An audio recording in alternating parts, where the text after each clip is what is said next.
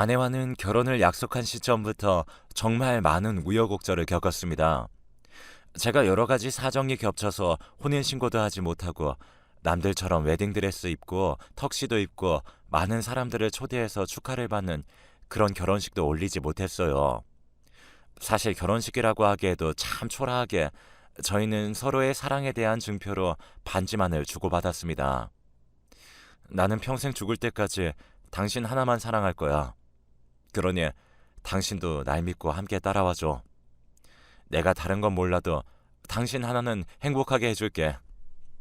사실 저라고 왜 아내와 결혼식을 올리고 싶지 않았겠습니까?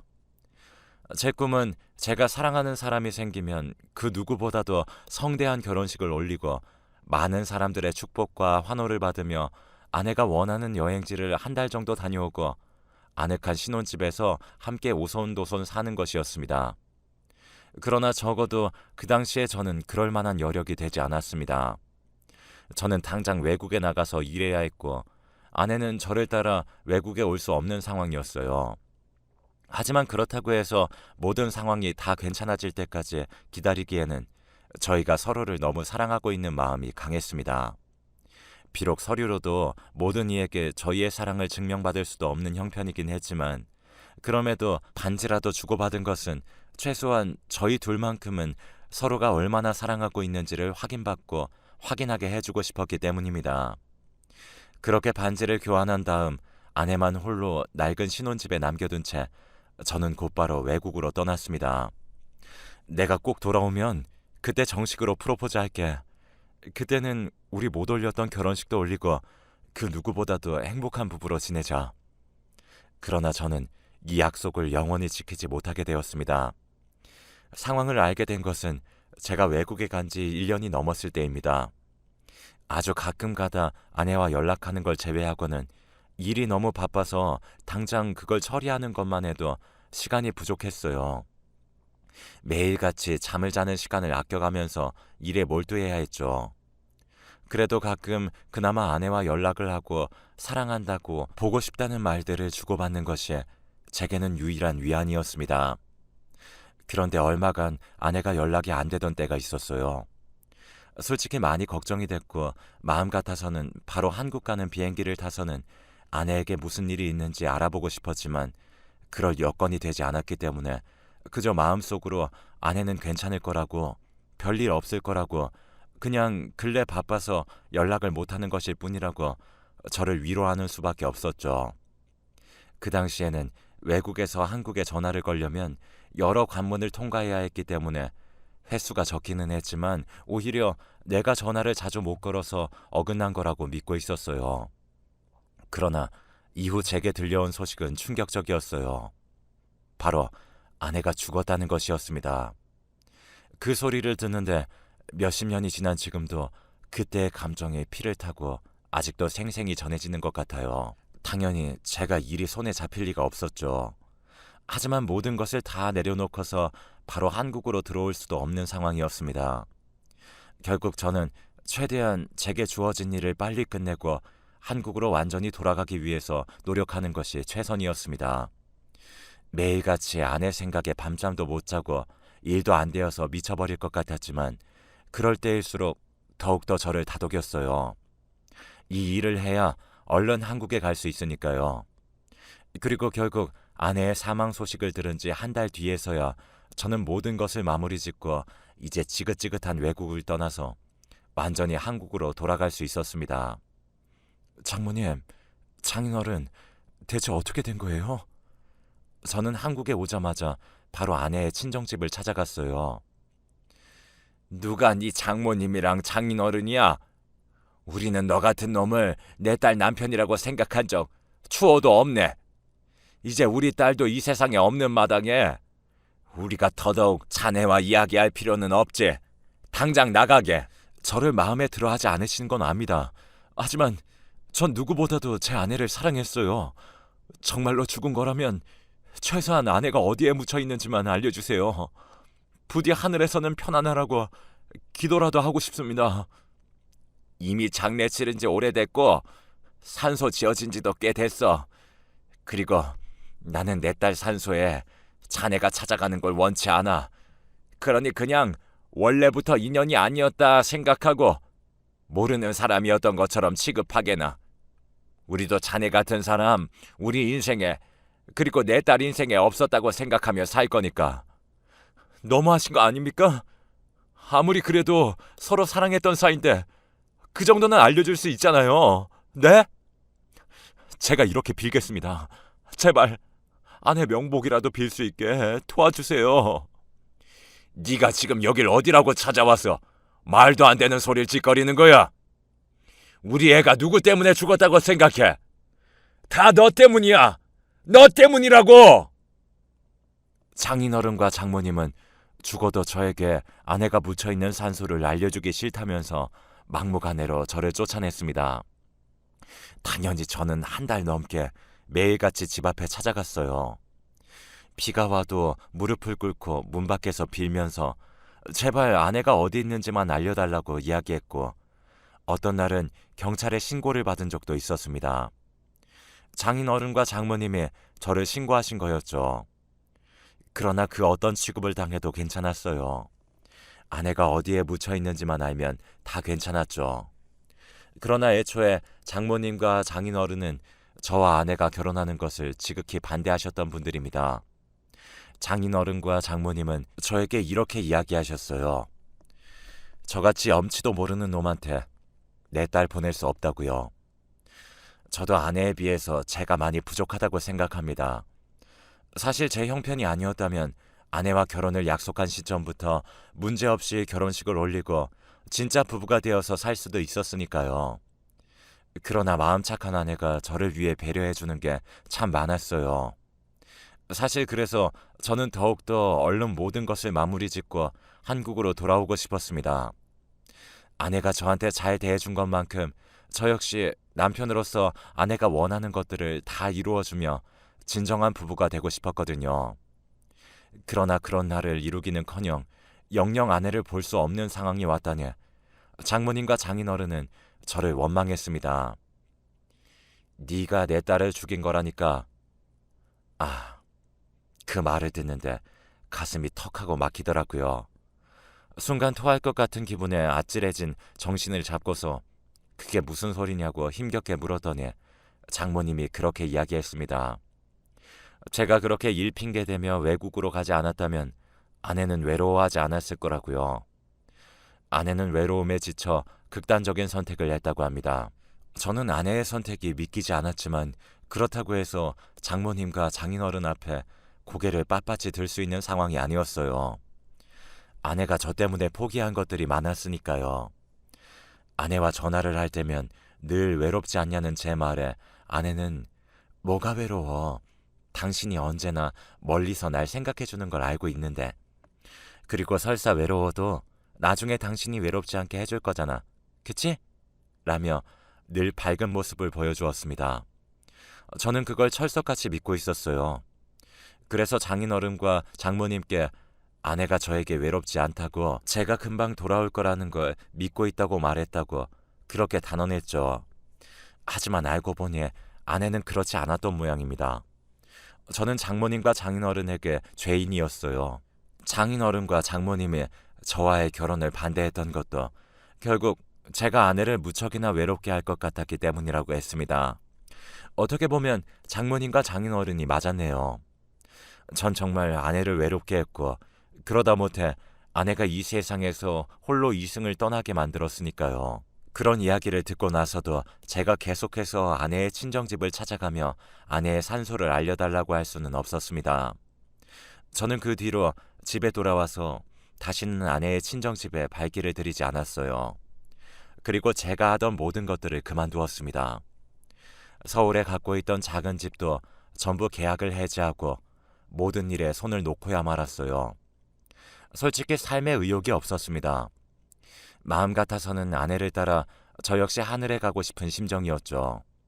하지만 아내 성격상 제가 하늘나라에 간다고 하더라도 어쩐지 반겨줄 것 같지가 않더라고요. 오히려 당신이 왜 여기 있어? 나 같은 거 있고 보란듯이 잘 살아야지. 여기가 어디라고 와? 라며 혼나기만 할 것 같고요. 하지만 그렇다고 할지언정 아내도 없는 세상에서 제가 남들처럼 평범하게 살아가고 싶지는 않았습니다. 산속에 들어가서 살기로 결정을 했습니다. 제가 알던 모든 사람들과도 인연을 끊고 속세와 아예 단절된 채 홀로 살아가야겠다 싶었습니다. 그렇지 않으면 계속해서 아내 생각에 미쳐버릴 것만 같았거든요. 물론 산속에 살아도 아예 먹고 살지 않을 수는 없었습니다. 그렇기 때문에 저는 필요할 때마다 일용직에 나가기로 결정했어요.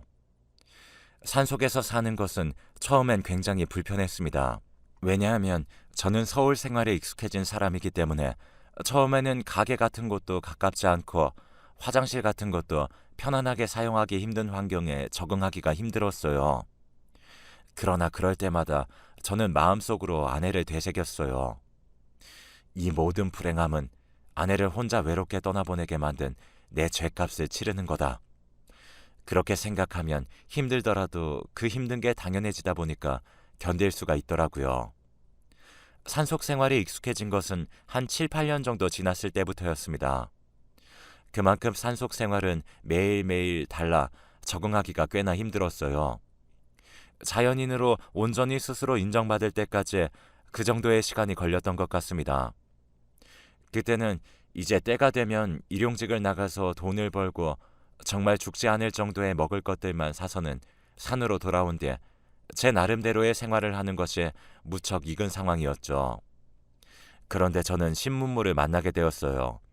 바로 스마트폰이었습니다. 어느 순간부터 일용직을 나가면 함께 일하는 동료들이 저만 빼고 스마트폰으로 이것저것 하고 있더군요. 세상과 단절되어 살아온 제게 정말 신세계나 다름이 없었어요. 그리고 저는 스마트폰이 제 친구가 되어줄 거라고 직감했습니다. 제가 산속으로 들어오기 전까지 제 작은 취미가 블로그에 글을 쓰는 거였기 때문이었죠. 스마트폰으로는 사진도 찍고 글을 써서 인터넷에 올릴 수도 있으니 충분히 가능하겠더라고요. 그렇게 저는 스마트폰을 구입해 글을 쓰고 제 일상을 기록하는 것이 제게 무척이나 큰 위안이 되었어요.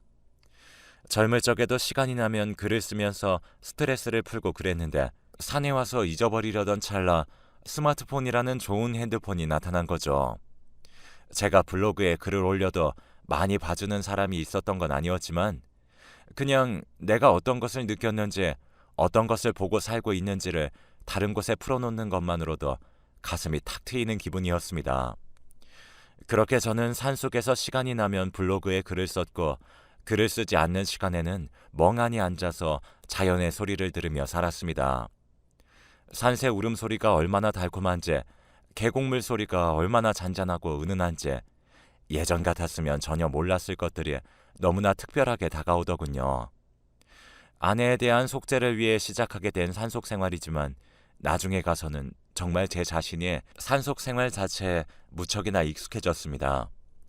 그렇게 저는 20년 가까이 산속에서 살았습니다. 단 한 번도 다시 원래 살던 곳으로 내려가지 않았냐고요? 네, 내려가지 않았습니다. 저는 처음 산속 생활을 시작했을 때와 그대로 꼭 필요한 생필품을 사기 위해서 읍내에 있는 가게에 가는 게 아니면 굳이 산 아래로 내려오지 않았고 여전히 기존에 알던 그 누구와도 연락을 하지 않고 지냈어요. 외로웠던 것도 처음에야 그랬지 계속해서 연락을 끊고 사니까 그냥 혼자 사는 이 시간이 너무나 평범해지더라고요. 사실 아내를 제외하고는 그렇게까지 친하다고 할 만한 사람도 없었고요. 부모님은 일찍 돌아가셔서 저는 옛날부터 혼자 살아왔고 그렇다 보니 먹고 사는 게 바빠서 마음 터놓을 친구도 제대로 사귀지 못했습니다. 연락을 하는 사람들이 아예 없던 건 아니었지만 당장 내가 연락이 끊긴다고 해도 그냥 그러려니 할 만한 관계 정도의 사람들이 전부였어요. 흔히들 나이가 되면 원래 외로움을 느끼지 않았던 사람들도 외로움을 느낀다고 하는데 저한테는 해당 사항이 없었습니다. 하지만 단 하나 보고 싶은 사람이 있다면 죽은 아내였죠. 시간이 지나면 그리움도 보고 싶은 마음도 사랑도 많이 희석될 거라고 생각을 했는데 제가 정말 아내를 너무나 많이 사랑했던 모양입니다. 산속 생활 내내 아내만 그리워하고 있었으니까요. 그런데 어느 날 저만 있는 산속에 다른 낯선 사람의 발소리가 들렸습니다. 산책로가 있는 산이다 보니까 등산을 좋아하는 분들이 가끔 오긴 했는데 제가 자리를 잡고 있던 곳은 아예 길이 나지 않은 곳이라 몇십 년을 살면서도 다른 사람을 보는 게 한 두세 번밖에 없었거든요. 그만큼 드문 일이었어요. 물론 가끔 길을 잃은 분들이 오기도 했던 터라 저는 이번에도 당연히 산을 타다가 길을 잘못 들어서 여기까지 온 사람이 있나 보다 하는 생각으로 길을 찾아주려고 밖으로 나갔습니다. 그런데 눈앞에 웬 여자가 저를 딱 보더니 갑자기 엉엉 울더라고요. 저는 깜짝 놀라서 다가갔습니다. 그런데 그 여자가 눈물을 흘리면서 다시금 고개를 들고 저를 보는데 순간 저는 제 두 눈을 의심할 수밖에 없었습니다. 눈앞에 있던 그 여자는 이미 몇십 년 전에 제가 외국에서 있던 당시에 죽은 줄 알았던 제 아내였습니다. 당신 죽은 거 아니었어? 당신이 어떻게 여기 있어? 아, 내가 지금 꿈을 꾸고 있는 건가? 이렇게 무슨 일이지? 아, 뭐야 이거 꿈이야? 솔직히 그렇게 눈앞에서 얼굴을 보면서도 이게 정말 꿈인지 생시인지 내가 아내를 너무 그리워하다가 이제는 미쳐버려서 환각을 보는 게 아닌지 그런 생각도 했습니다. 하지만 제 팔을 꼭 잡은 주름진 손을 보는데 제 아내가 분명했어요. 아내는 무언가를 말하고 싶어 했지만 눈물이 앞을 가려서 코를 훌쩍대느라 말조차 제대로 하지 못하는 상황이었습니다.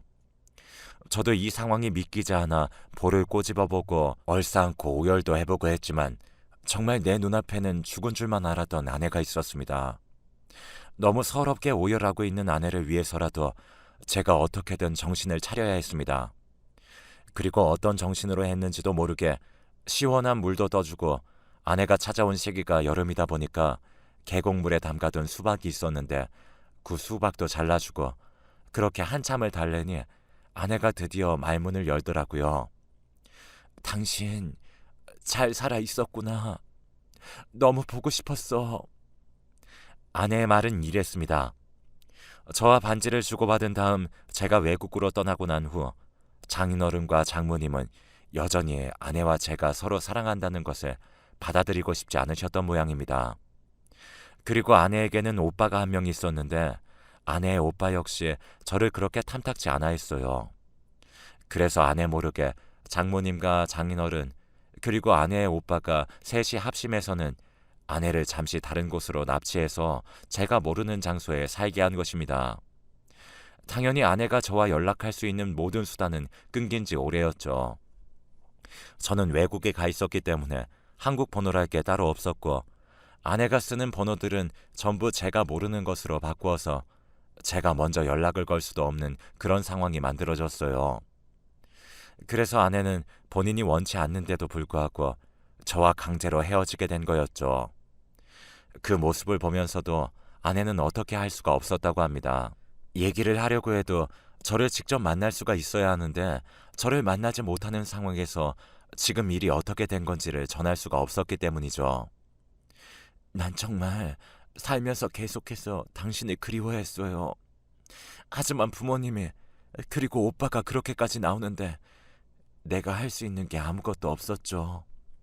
나는 오로지 당신만 기다리면서 당신이 외국에서 돌아와서 우리가 진정으로 혼인신고라도 하고 부부가 되기만을 바랐는데 아내도 처음부터 저와 만나는 것을 포기한 것은 아니었지만 아무리 뭘 하려고 해도 당장 아내 부모님 그리고 오빠로 인해 모든 방법이 막히니 나중 가서는 결국 저를 포함해 모든 걸 포기할 수밖에 없었다고 합니다. 게다가 아내가 계속 저를 찾으려고 아둥바둥하니까 아내 부모님이 아내에게 네가 계속 그러면 내가 그놈 가만 안 둘 줄 알아? 라며 협박까지 했다고 하더군요. 제가 만약 아내와 같은 상황이었어도 아내를 포기했을 겁니다. 당연히 저는 아내를 사랑하고 아내와 함께 부부로 살고 싶은 마음이 강했지만 제가 포기하지 않으면 그 누구보다 사랑하는 아내가 고통받으니까요. 결국 아내는 저를 원래 없던 사람처럼 믿고서 장인어른과 장모님이 정해준 사람과 선을 보고 결혼을 해서 애도 낳고 살았다고 해요. 그나마 다행히도 그 사람은 굉장히 좋은 남자였다고 했습니다. 그래서 결혼을 하고 살면서도 별다른 불만이 없었대요. 그러나 그러면서도 한편으로는 계속해서 제 생각이 났다고 하더군요. 잘 지내고 있을까? 좋은 사람 만나서 살고 있을까? 물론 결혼 생활을 유지하고 있는 상황에서는 어찌됐든 친한 남자를 만나는 것이 예의가 아니기 때문에 아내는 제 소식을 일부러 찾지는 않았다고 하네요. 그러나 얼마 전에 아내 남편이 일찍이 하늘나라에 떠나고 나서 문득 제 생각이 또 나더랍니다. 그런 이야기를 듣는데 어쩐지 이렇게 오랜 시간 저를 떠올리게 만든 것에 대한 미안함이 들면서도 한편으론 그게 참 기뻤어요. 저 역시 오랜 시간 산속에서 혼자 살면서도 알게 모르게 아내를 보고 싶어하고 다시 한번 만나고 싶다는 생각이 있었는데 아내 역시 저와 비슷한 생각이었다는 거니까요. 아무튼 저를 그리워했던 아내는 한 번 정도 얼굴을 보는 건 나쁘지 않을 것 같다는 생각에 여기저기 수소문을 했다고 합니다. 하지만 아무래도 제가 산속에 들어가 있다 보니까 바로 소식을 찾기가 어려웠다고 해요. 그래서 아내는 처음에는 제가 죽은 줄 알았다고도 합니다. 다행스럽게도 제가 가끔씩 식료품을 사러 가는 가게에서 저를 알고 있었기 때문에 아내가 그곳에서 저에 대한 제보를 받아 이 멀고 먼 산속까지 찾아온 것입니다. 내가 당신을 찾아오는데 무려 3년이 걸렸어. 3년 동안 당신이 살아있을까? 아, 정말 죽은 건 아닐까 하면서 많이 걱정하고 또 많이 생각했어. 비록 우리는 너무 많은 시간이 지나서 다시 예전처럼 서로만을 바라보고 사랑하던 사이로 지내지 못하겠지만 그래도 내 인생의 아주 큰 부분을 차지했던 당신이 이렇게 살아서 또 만날 수 있다는 것에 정말 감사해. 저는 그날 아내와 많은 이야기를 나누었습니다. 현실적으로 저는 아내라고 불러서는 안 되겠지만 여전히 제 마음속의 유일한 여자는 아내가 전부였어요. 아내는 아주 오랜 시간이 지난 뒤에 다시 만났음에도 불구하고 제가 젊었을 적 사랑했던 모습 그대로를 유지하고 있었습니다. 그런 아내와 이야기하다 보니 자연스럽게 옛날 생각이 나더군요.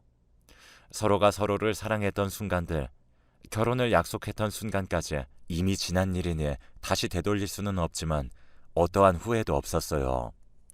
내가 그때 조금만 더 강하게 나와서 한국에서 아내 곁에 있었다면 외국에 가지 않고 빠르게 혼인신고를 올리고 아무리 장인어른과 장모님이 결혼을 반대하더라도 조금 더 강하게 밀고 나갔으면 사별한 남편이 아닌 내가 곁에 있을 수도 있지 않았을까 하는 생각들, 의미 없는 생각들이라는 거 아는데 이상하게 그런 가정들을 떠올리니까 주책맞게 눈물이 나더군요.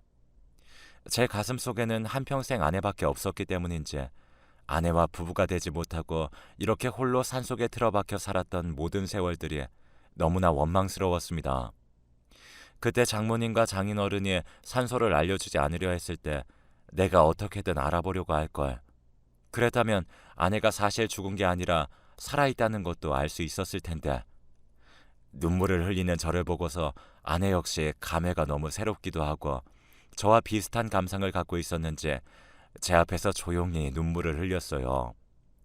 그렇게 너무나 오랜만에 만났던 첫날에 서로 하염없이 눈물을 흘리다 헤어지기 바빴죠.